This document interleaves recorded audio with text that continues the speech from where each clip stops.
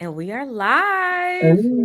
Hey, friends, it's your best friend at work, the tempered radical, your good Judy, the speaker you haven't booked, the diversity geek, here to bring you more love and light on this episode of the Black DEIBA Collective Live.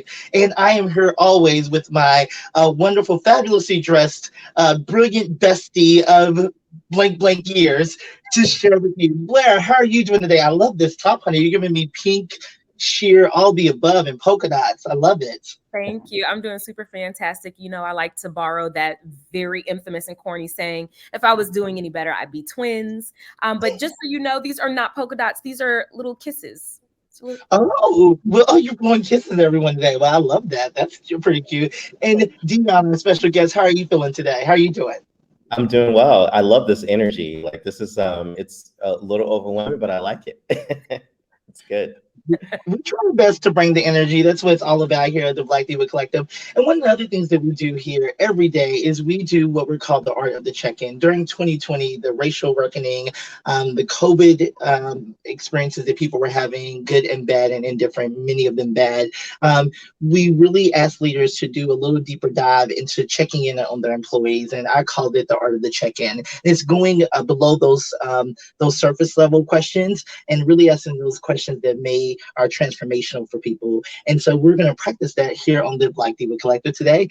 First with you, Dion. Dion, tell us how's your heart, how's your mind, how's your soul, how are you feeling today?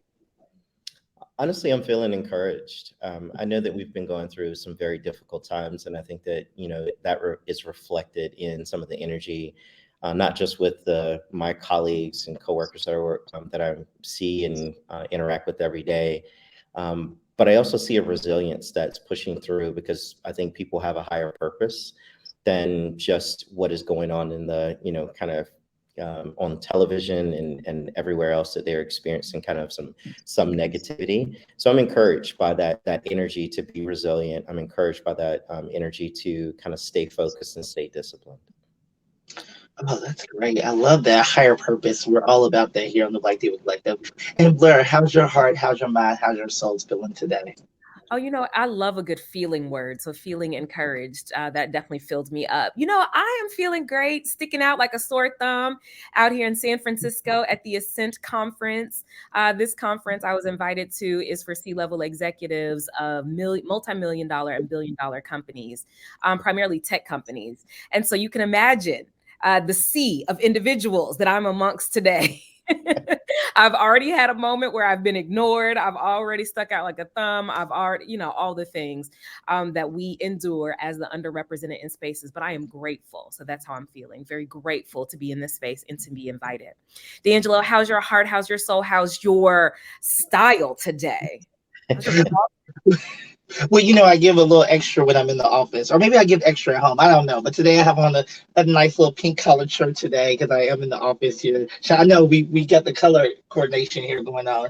And I'm feeling encouraged as well. I did a really fun session earlier today for one of our part of our organization where they bring in different people to speak on different topics, and today's topic was about intersectionality. And so I shared my experiences and gave them some really good tidbits to take with them on their day. So I think anytime we can do that, when we're thinking about best practices within an organization, is allowing people to share their stories is so impactful, and it goes a long way if we're willing to listen and really take what we heard from them and really think about how we can be an advocate or an ally from the stories that people are sharing, especially those in the underrepresented community. So that started my day off at 9:30, and now I'm in this space. So, but lucky you. That's why I came back. I was like, you know what? I was going to let you run the show today, as you've been doing a fabulous job already. But after that moment of being ignored, I said, you know what? Let me go into a space where I can be refueled. Amen. So here we are. I'm so glad you're here because I was like, you all don't understand. When she was like, hey, can you run the show today? I was like, huh? I don't even know how to turn on the stream. Wait a minute. You're asking a whole lot today. So Yeah, so we're glad you're here. Yeah, so let's get into today's our diva superhero of today, who, like you said, found us, which is exciting when people find us. So we're normally reaching out to people. So all those who are listening, who are friends of Dion, please, we want you on the show as well. Come and find us as well, okay? So our diva superhero today is Dion Harrison. He is a certified, or Dion's a certified diversity professional through the National Diversity Council. Dion is a dedicated DEI practitioner who is leading culture change within the workplace and community through interactive education, systemic policy change, charitable engagement, and leadership development. Utilizing skills in product management and government affairs, Dion's advocated for practical change within the financial services industry, creating solutions for disadvantaged consumers disproportionately in minority communities, improving their options for financial well-being. So welcome, Dion, to the Black DEIBA Collective Live. Thank you very much. I appreciate that. It sounds like I almost wrote that myself. Well, ultimately, I summarize it as you help underrepresented folks get to the coin. So that's what I cannot wait to talk about today, for sure. Absolutely. That's a great way to say it, for sure. All right. I think Blair's normal first question is, how did you get to this point of doing this great work? What was that pivotal moment that said, I want to be a chief diversity officer, or I really help disadvantaged communities? That's a really good question. I think the moment that I really wanted to continue to do this, and I think it's reaffirmed basically every single day. But the reality is that I gave it a name just a few years ago when I was asked to do a testimony before Congress to talk about partnerships between fintech companies and banking institutions in order to expand their access and expand the reach to minority communities and rural communities as well. I think I gave it a name then, but the reality is that I've had numerous instances that are constantly reaffirming my dedication to DEI and the purpose in which it has, not only in our communities, but also in our workplace. I think I draw from examples like when I had an employee that became very emotionally, connected to a Black youth who was incarcerated because she heard a poetry reading from him that was done by a company-sponsored poetry slam, right? And a young Hispanic female who decided that she wanted to become an entrepreneur because I taught a junior achievement class in an underprivileged school, right? Or, even the moment when one of my white male colleagues came to me and just asked, how do I, better advocate? How do I become a better ally? And we sat down and just talked about a few things. And then almost immediately he took to action, and he started writing recommendations for some of our Black colleagues on LinkedIn. He started talking about how they were contributing to what he was contributing every single day in the boardroom. And he also used his influence to actually provide access to other Black individuals in the company in order to allow them the opportunity to kind of be in the spotlight for a few moments, or to really kind of talk about their contributions. So when those moments happen, only because I have a small conversation or because I help with bringing forward some program that allows us to, find our, where our identities will kind of intersect with one another, right? And where we find that commonality, I think it definitely starts to change the individual or change the behaviors. And if we can continue to allow those opportunities to come up, then that change will become a lot more consistent. Well said. Well said. When I think about fintech, well, firstly, I've been in tech and sales, it feels like 20 years, so my entire career. So for those who are not familiar, would you explain what fintech is? Yeah, so fintech is really just kind of a shorter way of saying financial technology. And financial technology can take on a variety of different forms, but I think in its simplest form, it's really about using technology in order to enable payments and also to enable just transactions in general, either whether it be transferring money between peers, or if it's transferring money between you and your banking institution, or for paying bills. All of those ways that we go online or use our phones in order to make that transaction happen is enabled by financial technology. It's also a way of providing capital to different individuals, to small businesses. And there are various ways in which those transactions happen for individuals versus the way that it happens for businesses. But financial technology companies have specialties in all of those different areas and allow that economy to happen faster. And it helps us to build wealth a little bit faster versus the way that we used to do things. I remember when I first started in financial technology, one of my first jobs was to actually go around the US and to talk with collection attorneys about how they were actually collecting on some of the receivables that were owed by average everyday consumers. And some of them had green and white pieces of paper that they were flipping through in order to know everyone's name, address, and everything. And then, yeah, exactly. And I'm not that old, but I do. But it just shows you that technology is not that old, to be quite honest with you. And a lot of the things that we are seeing today, the way that we interact through peer-to-peer transactions and just using your phone to go up and tap a terminal in order to make a payment, that technology has not been around very, very long. And the reality is that there are a lot of people that are still adopting those technologies and trying to better understand how it becomes a part of their everyday life. Okay. And DeAngelo, I just had a part 2 to that question, if that's okay. Yeah, please do. So today's topic is all about making investments into the Black community or into Black folks into the workspace. So when I think about fintech, and I think about some of the examples you gave, some of the companies that come to mind, I'm only shouting them out because they're not sponsoring us yet, but just so people have a clear understanding. But I think about like the Stripes of the world, Cash App, PayPal, just some of those companies. How can companies like that, or how can we leverage companies like that to make sure that we are investing in Black employees and into the Black community? Well, I think the reality is that some of those investments are being made today. However, they are not being made intentionally. And when I say they're not being made intentionally, then it's uncomfortable sometimes for companies to call out the fact that they are supporting Black employees, or they are supporting Hispanic employees, or Asian employees for that matter. And if you think about it, almost every company has some leadership development training or courses that they deploy to all of their employees, right? And because they always want to build a bench, they always want to talk about their values and the competencies that are important to them in order to assign a position or assign a promotion to someone. And quite honestly, it's very rare for a company to say, I want to take this program and intentionally use it for, or invite my Black employees to come because I want you all to be more empowered by this education, right?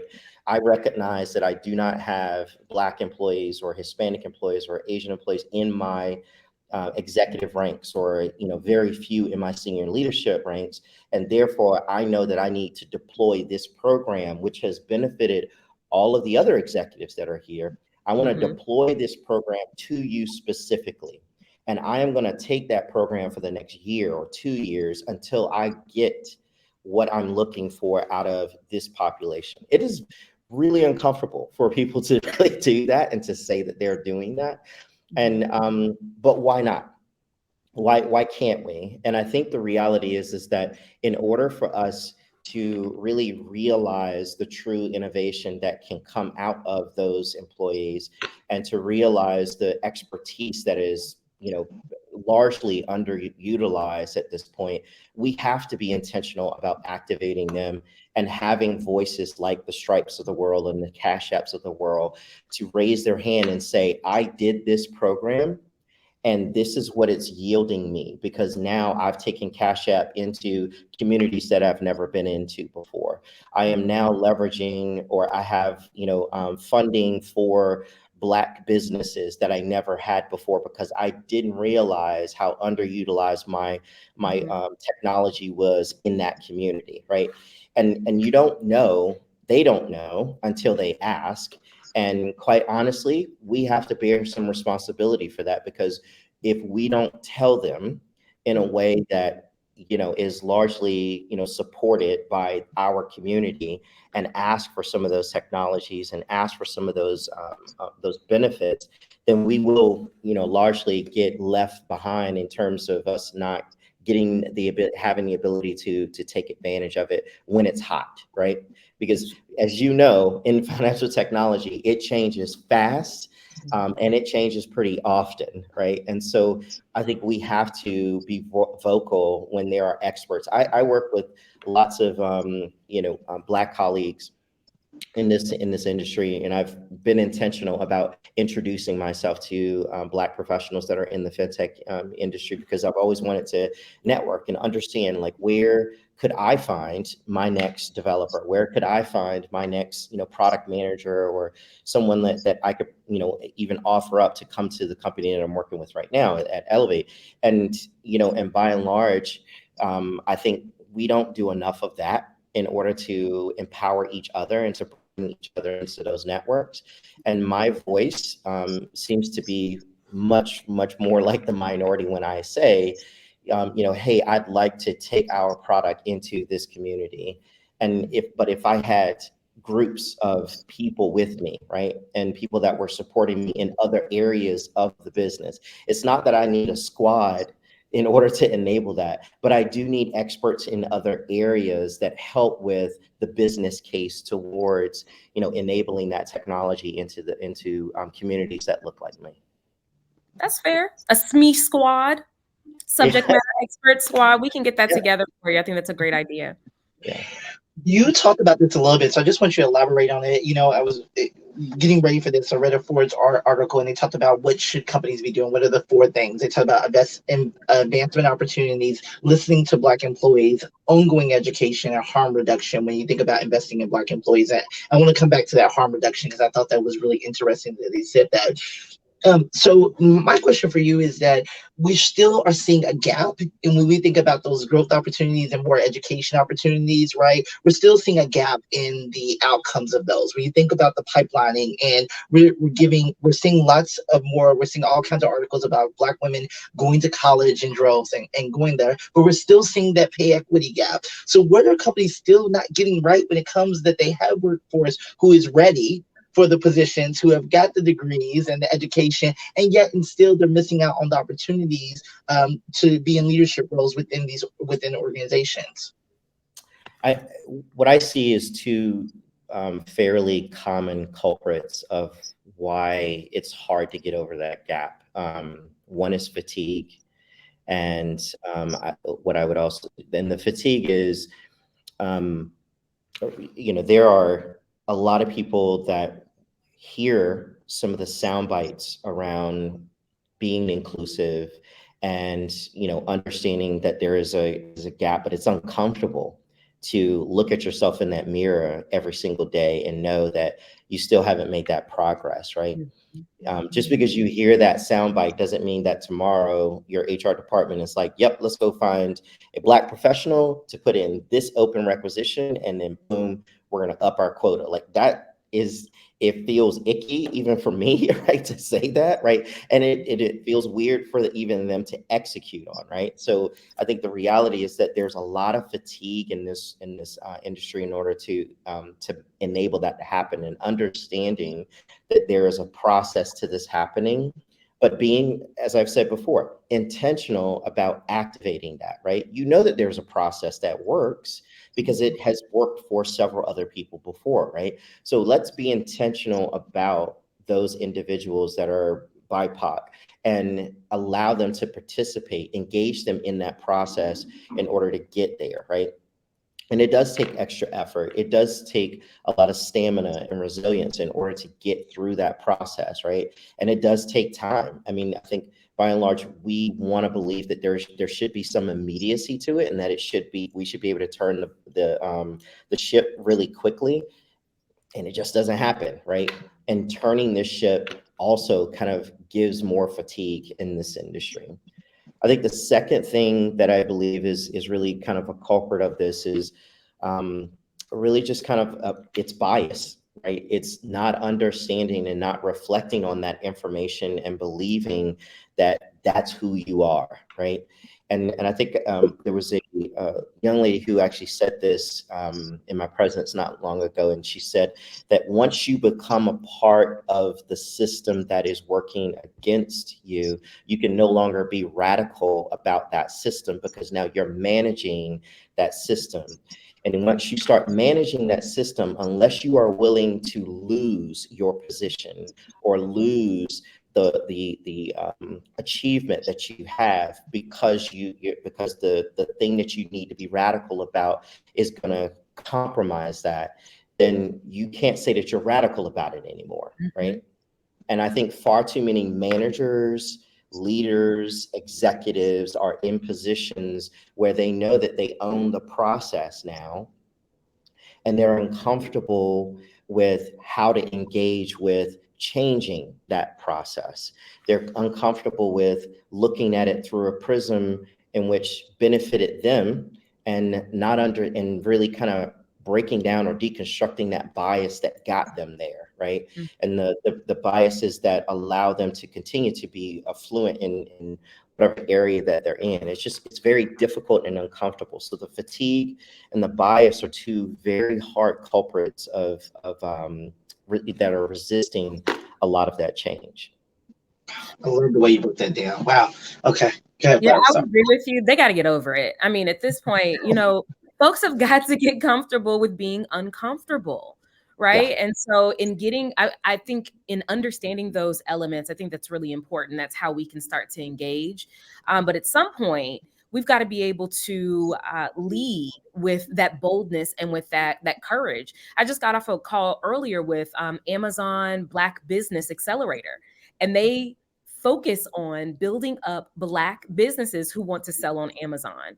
And so I heard you say, there are a lot of companies that are hesitant about saying that they're providing these resources and these programs for certain groups. But again, if behemoths like Amazon and lots of other organizations can do that and be intentional about that, I think that'll take us a lot further. And I I think heard, so too. If I could just, yeah, pivot please. off of that, piggyback on that a little bit, because I do believe that we put far too much, we put too much emphasis on big companies making this move when the vast majority of business that happens in the US every single day happens with small business.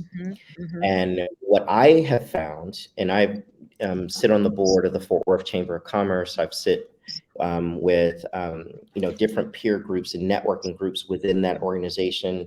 I've worked on different charitable organizations like Junior Achievement and Tango Charities, and every time that I try to engage business, right, and largely it's a small business, right, entrepreneurs that are all over the place, and talk to them about engaging in DEI, engaging in helping different communities, they always say, well, I'm too small. And I don't know that I'm really going to make that big of an impact, right? But I find that disconcerting because, again, the vast majority of business that happens in the United States happens with small businesses. Why aren't small businesses, even if you only have an employee base of 20 people, you can still have a DEI program. You can still talk to your employees about being inclusive because you serve a community that's bigger than your employee base, right? And you want to be able to engage and attract people from different ethnicities and different identities. So why don't you prioritize having that conversation so that you can have a bigger audience and drive profitability for yourself, right? And I think that it's a big gem that is missed a lot of times, that our small businesses have not had the resources or the bravery to engage with DEI more than they have in the past. No, you make a very solid point. So when it comes to small businesses and the workplace, because I am an entrepreneur, and when it comes to spend, I have to think about, okay, is it social media or is it my tech stack? Like, what am I spending money on until there is some positive cash flow? So the last Yeah. thing, well, we do DEI, right? But the last thing that I'm thinking about is, how do I implement a program? So what would you say to either small businesses or those working in corporations? How do we influence spend management in that way? That's a great question. I think the first, so I'll say two things about it. First, it doesn't take a whole lot of money to really have a DEI program. Largely, DEI practitioners operate with probably the smallest budget in any corporation, whether they're big or small. And the reality is that you can find ways to educate, engage, and bring awareness to inclusivity in your operation without spending like a ton of money. When you do start to spend money, it activates your organization a heck of a lot more. And I was very restrained in how I said that because I wanted to say something different than that. But I will tell you that when you have a budget, it absolutely allows you to have a much bigger impact and a much bigger reach. I think the justification for that spend, to be quite honest with you, starts with metrics, understanding the data that drives your business, right? Turnover is one of them.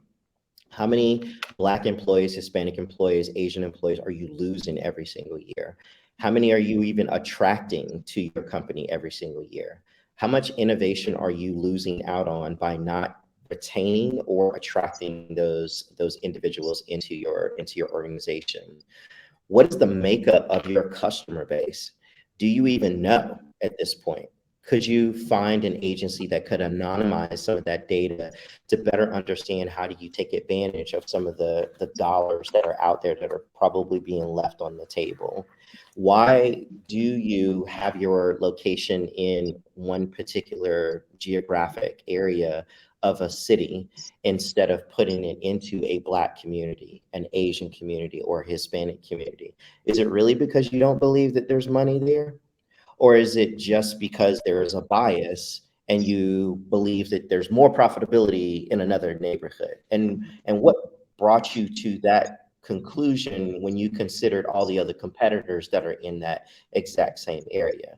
Why would you not explore other areas, right? It's a very common business practice to find where the gaps are and find the market opportunity, right? So why is that not applied when we talk about moving into different demographics or ethnic groups, right? To serve or either to recruit or to attract. So I think that there's a whole list of like 500,000 questions that can be asked around this topic, to be quite honest with you. But the reality is that we have to be intentional about that spend and understand that it's not that we have to always come up with a justification for it, but we really have to understand, why are we rationalizing not to? Why is it that we are coming up with excuses about why we don't, or or diluting that there's a reason why we should, right?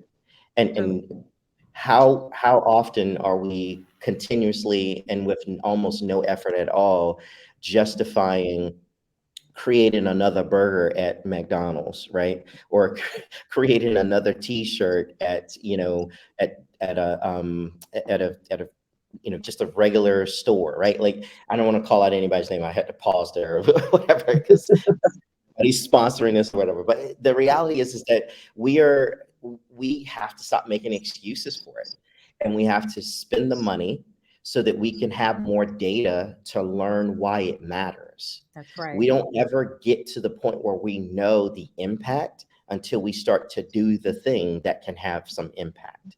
We have to spend that dollar. Like, scared money don't make no money, right? And we always say that about every, like, general business practice, but we don't believe that about DEI. Like, come on, like, we have to be to apply the same processes, the same tools, and the same resources that we do to every other aspect of our business to a DEI initiative in order to truly realize and start to get more data about how it impacts our world.